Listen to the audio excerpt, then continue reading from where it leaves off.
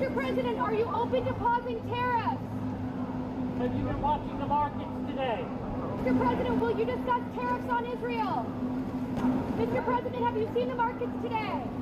High drama at the White House. Reporters yell as Trump welcomes Netanyahu. As Trump's tariff storm wipes trillions from global market caps. Reporters ask Trump, will he pause the tariffs? President ignore questions. Netanyahu meets Trump at the White House. Israeli PM discusses Gaza and tariffs with Trump. U.S. President calls Netanyahu very special person.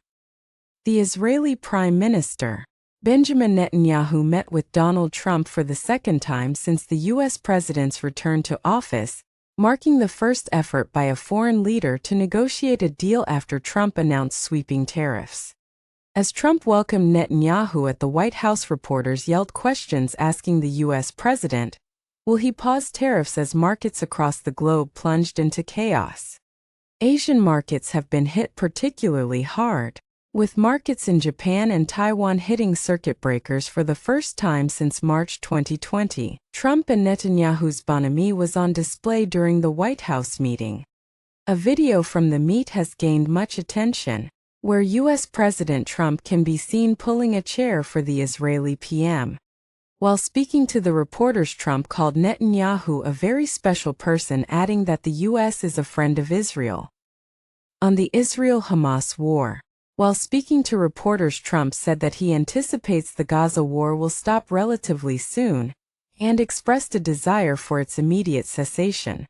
When asked about fulfilling his campaign promise to end the Gaza war, Trump said that he thinks the war will stop at some point, adding that won't be in the too distant future.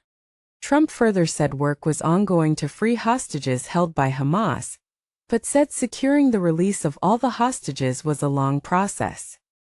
Meanwhile, Trump also said the U.S. will hold direct talks with Iran about its nuclear program, while warning the Iranians they would be in great danger if the talks don't succeed in persuading them to abandon their nuclear weapons program. On the other hand, Tehran confirmed talks would happen but insisted they would be indirect discussions through a mediator.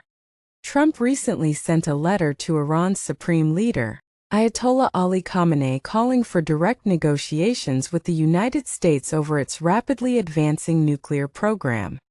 However, the Iranian president said in March 2025 that Iran had rejected Trump's entreaty, while leaving open the possibility of indirect negotiations with Washington.